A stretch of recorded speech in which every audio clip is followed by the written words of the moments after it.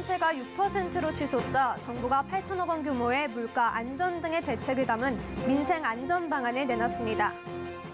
둔촌주공조합과 시공사업단의 입장 차이가 좁혀지지 않고 있습니다. 곧 사업비 대출 만기가 돌아오는데 마땅한 해결책이 보이질 않고 있습니다. 엔저 흐름이 이어지면서 우리나라 투자자들이 일본 ETF 투자에 나서고 있습니다.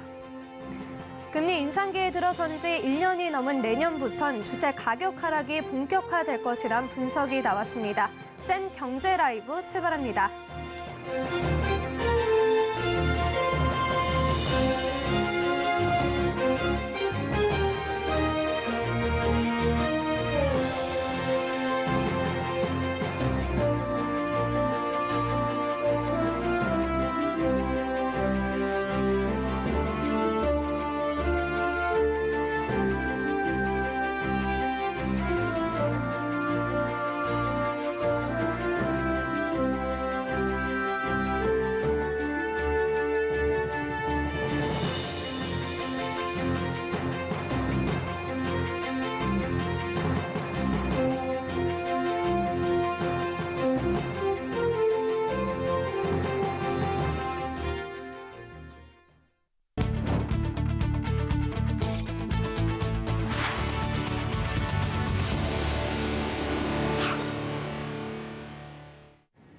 시청자 여러분 안녕하십니까? 센 경제 라이브 최민정입니다.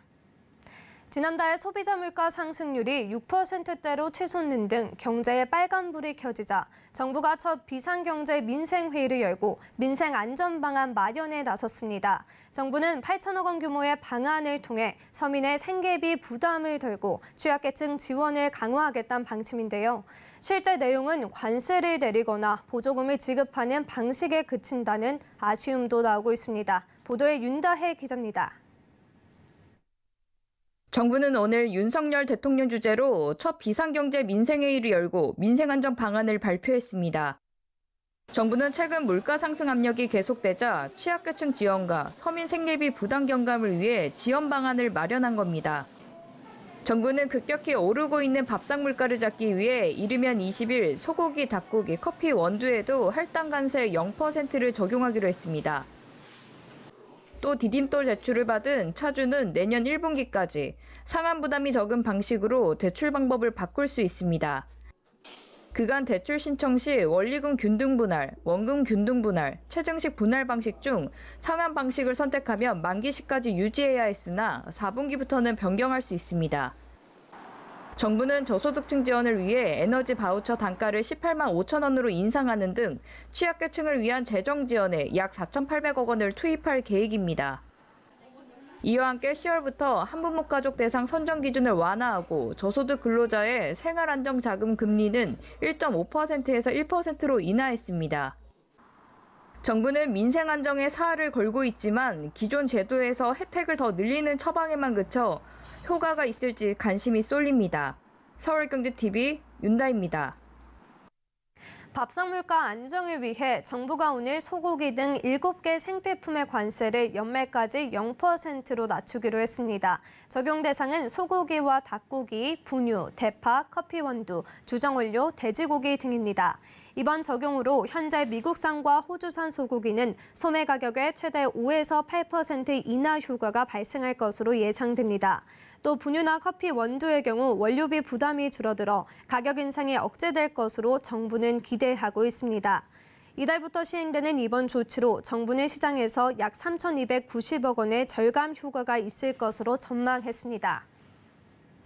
서울시가 둔촌주공 사태 중재 상황을 중간 발표했으나 이후에도 조합과 시공단 간 진실 공방은 계속되고 있습니다. 이러는 사이 사업비 대출 만기는 점점 코앞으로 다가오고 있는데요. 앞으로 서울시 중재에 진척이 있다 한들 정작 돈 문제에 대한 해결책이 보이질 않고 있습니다. 서청석 기자입니다. 서울시의 중재 상황 중간 발표로 출구가 보이는 듯했던 둔촌주공 사태가 오히려 더 미궁 속으로 빠져들었습니다. 9개 조항 중 1개 조합 합의만 남았다는 서울시 발표를 당사자인 조합이 부인했기 때문입니다. 조합은 서울시의 중재안을 통해 시공단은 조합과의 협상을 통해 공사 재개를 위해 노력한다고 밝혔지만 사태가 어떻게 흘러가더라도 당장 오는 8월 만기가 도래하는 7천억 원 규모의 사업비 대출 만기에 대한 대안이 마땅하지 않은 것으로 보입니다. 둔촌주공조합은 24개 금융사로 구성된 둔촌주공 재건축 사업 대주단의 사업비 대출 보증 연장 불가능 통보에 대해 새로운 대주단을 꾸려 사업비를 충당하겠다는 입장입니다. 하지만 금융권에선 현 대주단이 원금을 떼일 수 있다고 판단한 마당에 새 대주단이 나타날 가능성은 없을 것으로 보고 있습니다. 더욱이 최근 금융감독원은 부동산 PF 대출을 정조준하고 있습니다. 이복현 금융감독원장은 지난 5일 부동산 시장 침체에 따라 프로젝트 파이낸싱 대출에 대한 사업성 평가를 실시하겠다고 밝혔습니다. 금융사들 입장에선 상환 능력이 의심되는 사업을 굳이 쳐다볼 이유가 없어진 셈입니다. 현 조합장의 해임 발의를 준비 중인 둔촌주공 정상화위원회 역시 사업비 대출 관련해서는 뾰족한 수가 없는 상황입니다. 정상화위원회 관계자는 최대한 빨리 조합장을 해임한 뒤 시공단과의 협의를 통해 공사를 재개할 것이라며 공사가 재개되면 대주단의 생각이 바뀔 가능성도 있다고 설명했습니다. 이어 현 대주단의 대출 연장이 안 된다면 시공단의 대위 변제 후 시공단에게 일정 부분의 사업비를 빌린 뒤 일반 분양을 통해 사업비를 충당하는 방안도 생각하고 있다고 말했습니다. 하지만 어디까지나 정상위 측의 기대일 뿐 해결 방안이라고 보긴 어렵습니다. 만기가 도래하는 8월 23일까지 50여일도 남지 않은 상황에서 조합도 정상화위도 사업비 해결 방안은 없는 셈입니다. 조합 파산이라는 극단적 상황에 간다면 시공단은 대위 변제 후 경매 절차까지 들어갈 수밖에 없고 이 경우 조합은 과거 트리마제 사태처럼 사업 부지와 분양권을 박탈당하게 됩니다.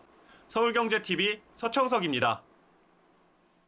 전 세계적인 고금리, 고물가 기조에도 유례없는 엔저 현상이 지속되고 있습니다. 이에 일본 시장이 새로운 투자처로 주목받으며 ETF에도 자금이 몰리고 있다고 하는데요. 윤혜림 기자가 보도합니다. 최근 엔화 가치 하락이 계속되고 있습니다. 어제 달러엔 환율은 135.98엔을 기록했습니다. 이는 1998년 외환위기 당시 수준으로 약 24년 만에 가장 낮은 수준입니다.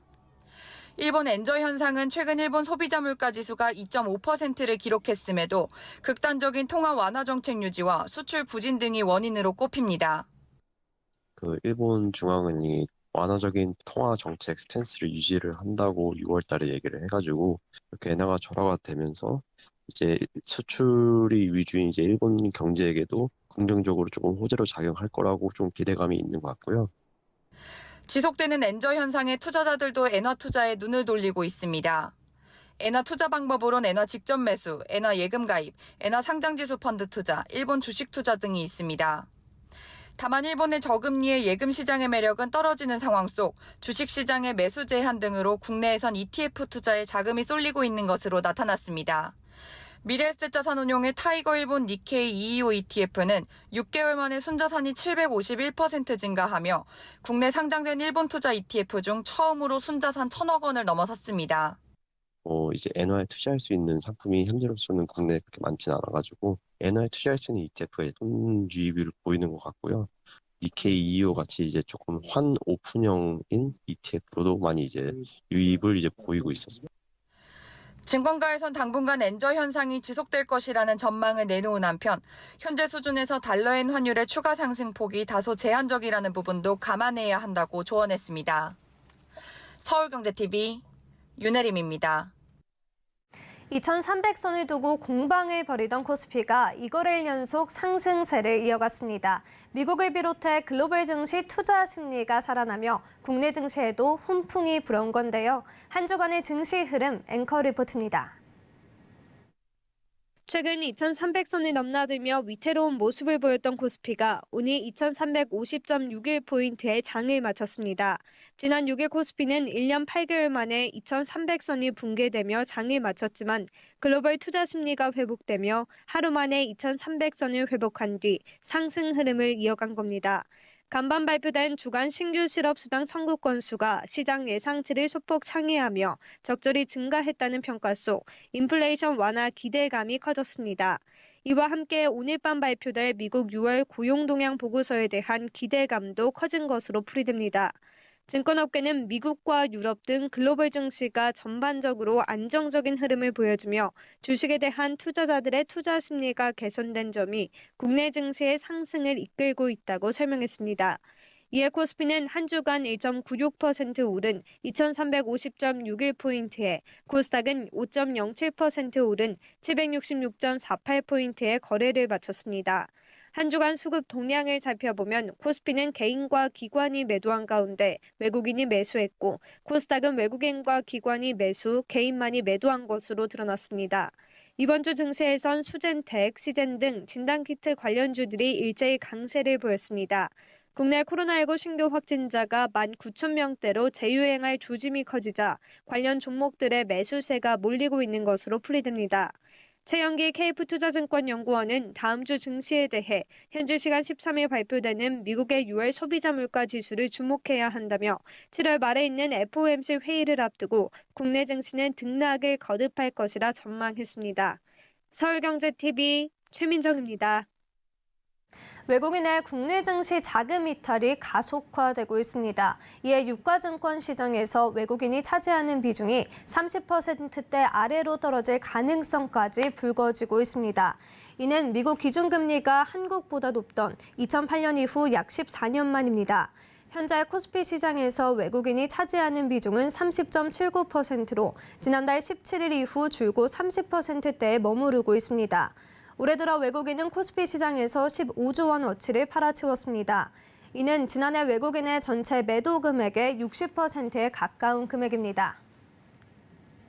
금리 상승기에 진입한 후 12개월에서 15개월이 지나면 집값이 순차적으로 하락한다는 분석 결과가 나왔습니다. 국토연구원은 1991년 3월부터 올해 3월까지 장기 시계열 자료로 금리가 주택 가격에 미치는 영향을 분석한 결과 글로벌 금융위기 이후 금리가 오른 12개월에서 15개월 후부터 집값에 영향을 미친다고 밝혔습니다. 박진백 국토연구원 부연구위원은 고물가에 따라 지속적인 금리 인상이 예상되는 상황에서 주택시장에 대한 정책당국의 지속적인 모니터링과 주택시장 안정을 위한 보완장치가 필요해 보인다고 말했습니다. 서울 아파트 매수 심리가 약 3년 만에 최악으로 얼어붙었습니다. 한국부동산원에 따르면 이번 주 서울 아파트 매매 수급 지수는 86.8로 지난주보다 0.2포인트 하락했습니다. 서울 아파트 매매 수급 지수는 지난 5월 첫째 주에 91.1을 기록한 뒤 9주째 떨어지고 있는 겁니다. 특히 이번 주 지수 수준은 지난 2019년 7월 이후 3년여 만에 가장 낮은 기록입니다. 전세 시장도 상황은 마찬가지입니다. 서울 아파트 전세 수급 지수는 이번 주 94.3으로 지난주와 같았고 경기는 95.6으로 지난주와 같고 인천은 92.9로 지난주보다 하락했습니다. 되살아난 글로벌 증시 투자 심리에 기술주가 모처럼 상승 흐름을 가져가고 있습니다. 하지만 카카오만큼은 시장에서 소외된 모습인데요. 왜 그런 건지 성나균 기자입니다. 글로벌 증시 투자 심리가 살아났습니다. 뉴욕 증시 3대 지수가 4거래일 연속 상승했고 낙폭이 컸던 기술주도 반등했습니다. 삼성전자의 2분기 매출 증가 소식에 뉴욕 필라델피아 반도체 지수가 급등하는 등 나스닥 반도체 관련주 역시 상승했습니다. 글로벌 증시 훈풍에 국내 증시 역시 상승하며 삼성전자와 SK하이닉스 등 반도체 업종과 네이버, 하이브 등 기술주들이 일제히 반등했습니다. 하지만 카카오 주가는 힘을 쓰지 못하고 있습니다. 지난 7일 종가 기준으로 카카오는 0.68% 하락했고 오늘도 1.64% 떨어졌습니다. 카카오는 지난 7일 카카오 모빌리티 지분 10% 매각을 검토 중이라고 공시했는데 시장에서 악재로 작용한 겁니다. 배재현 카카오 최고 투자 책임자는 카카오는 주주 구성의 변화로 2대 주주로 한 발 물러서서 카카오 모빌리티의 독립을 응원한다고 전하며 성장성에 빨간불이 켜졌다는 지적입니다. 카카오 모빌리티가 카카오 여러 자회사 사업 부분 중에서 성장률이 꽤 가장 높은 사업 부분 중에 하나인데 2대 주주로 물러서고 카카오 이름도 쓸지 말지 모르는 상황이 된다라는 건 아무래도 좀 카카오 성장의 한 축인 부문에 대한 불확실성이 좀 커졌다. 또한 카카오가 카카오 모빌리티 매각과 관련해 아직 결정된 사항은 없다고 밝히며 불확실성이 커진 부분 역시 주가의 변동성을 키울 수 있는 요소로 풀이됩니다. 서울경제TV 성나균입니다. 제네시스가 G70 슈팅 브레이크를 선보였습니다. G70의 외관에 트렁크 적재 공간을 확장해 실용성을 높였는데요. 장민선 기자가 직접 물어봤습니다. 제네시스의 G70 슈팅 브레이크입니다.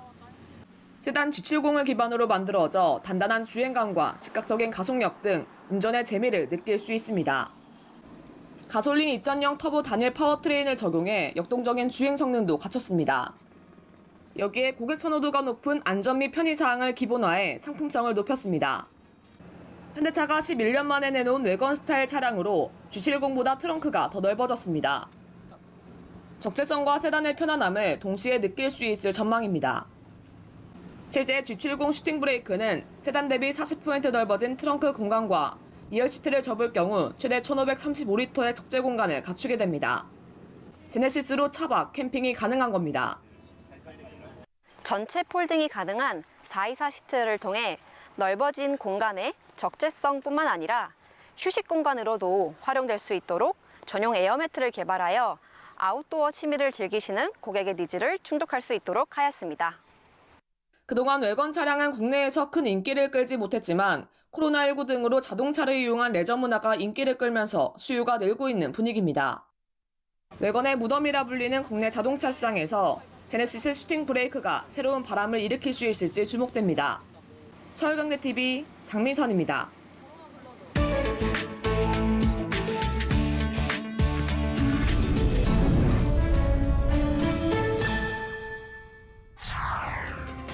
블라디미르 푸틴 러시아 대통령이 현지 시간으로 7일 우크라이나에서 아직 러시아군의 본격적 작전은 시작되지 않았다면서 확전 가능성을 시사했습니다. 푸틴 대통령은 이날 하원 원내 정당 대표들과의 면담에서 지금 전장에서 우리를 패배시키겠다는 얘기를 듣고 있다면서 뭐라고 해야 할까 할 테면 해보라고 말했습니다. 이어 서방이 우크라이나인이 모두 사라질 때까지 우리와 싸우려 한다는 얘기도 여러 번 들었다면서 이는 우크라이나 국민들에겐 비극적이지만 모든 것은 그렇게 나아가고 있다고 주장했습니다. 또 러시아가 돈바스 전쟁을 시작했다고 말하지만 전쟁은 우크라이나의 반헌법적 무력 쿠데타를 기획하고 지원한 서방이 개시한 것이라고 주장하기도 했습니다. 이탈리아 돌로미티 빙하 붕괴로 최소 10명의 희생자가 발생했습니다. 로이터 통신에 따르면 구조당국은 현지 시간으로 7일 사고 현장에서 10번째 사망자의 시신을 수습했습니다. 사망자 수는 지난 3일 사고 발생 직후 6명으로 발표됐으나 이후 시신이 추가로 발견되면서 계속 늘었습니다. 현지에서는 지구를 뜨겁게 한 기후변화가 이러한 참사를 초래했다고 분석하고 있습니다. 마리오 드라기 이탈리아 총리는 전례 없는 이번 사태는 의심할 여지 없이 환경, 기후 상황의 악화와 관련이 있다고 지적했고 세르조 마타렐라 대통령도 기후변화가 어떤 영향을 주는지 보여준 상징적인 사건이라고 짚었습니다. 하이힐을 신은 수십 명의 남성들이 관중들 사이로 질주하고 있습니다. 성소수자의 권리를 외치는 세계 최대 축제 월드 프라이드가 스페인 마드리드에서 열린 가운데 행사의 일환으로 하이힐 레이스가 열린 겁니다. 이 대회에선 참가자들이 15cm 이상의 굽이 있는 하이힐을 신고 가장 빠른 사람이 되기 위해 경쟁하는데 참가 자격엔 남녀 구분이 없습니다. 코로나 제한 이후 처음 열린 올해 월드 프라이드에는 모처럼 세계 각국에서 참여자들이 모여들었습니다. 멕시코에서 온 한 참가자는 로이터 통신과의 인터뷰에서 레이스 참가를 2년이나 기다려왔다며 팬데믹 때문에 대회가 취소된 이후 줄곧 이날을 기다리며 계속 훈련을 해왔다고 말했습니다. 러시아에서 마약 밀수 혐의로 억류돼 재판을 받고 있는 미국 여자 프로농구 스타 브리트니 그라이너가 현지 시간으로 7일 열린 2차 공판에서 자신에 대한 혐의를 인정했습니다. 로이터 통신 등에 따르면 그라이너 선수는 이날 모스크바주 힘키시 법원에서 열린 2차 공판 심리에서 혐의를 시인하면서 서둘러 입국하느라 정신이 없었을 뿐 마약 물품을 들여올 의도나 범죄 의도는 없었다고 밝혔습니다. 올림픽 금메달 2관왕으로 오프시즌 러시아 팀에서 활동한 그라이너는 올 초 미국에서 2주간 휴가를 보낸 뒤 러시아에 입국하다 마약 밀반입 혐의로 모스크바 공항에서 체포됐습니다. 일각에서는 러시아의 우크라이나 침공 이후 미국과의 관계가 악화하자 러시아가 그라이너를 인질 삼아 구금한 것 아니냐는 비판이 제기됐습니다. 조 바이든 미국 대통령은 그라이너의 동성 부인과 통화를 하고 그의 귀국을 위해 최선을 다하겠다는 입장을 전했습니다. 한편 3차 공판은 오는 14일 열릴 예정입니다.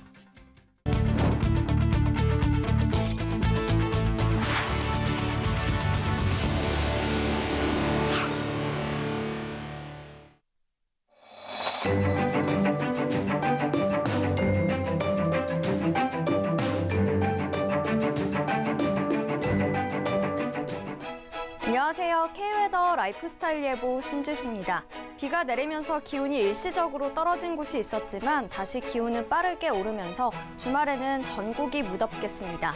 토요일 서울 낮 기온 31도, 일요일은 32도까지 오르겠고 높은 습도로 인해서 실제 기온보다 더 덥게 느껴지겠습니다. 주말 동안 대체로 구름 많은 가운데 대기 불안정으로 소나기가 내리는 지역이 있겠습니다. 내일은 강원 영서와 경북 내륙을 중심으로 오후부터 밤 사이, 모레 일요일 오후에는 전국 곳곳으로 소나기가 예상됩니다. 다음은 자세한 지역별 날씨입니다. 중부지방 낮 최고 기온 춘천과 대전, 청주가 33도까지 오르면서 찜통 더위를 보이겠습니다. 동해안 지방은 속초와 울진의 낮 기온 28도에서 29도 선 보이겠고요. 강릉은 31도까지 오르겠습니다. 남부지방도 무더위를 보이겠습니다. 부산 30도, 광주 32도, 대구는 33도까지 오르겠습니다. 물결은 전해상이 잔잔하겠지만 바다 안개가 끼는 곳이 많겠습니다. 다음 주 월요일과 화요일에는 장마 전선의 영향으로 전국에 비가 내리겠습니다. 날씨였습니다. 센 경제 라이브 저희가 준비한 소식은 여기까지입니다. 시청해주신 여러분 고맙습니다.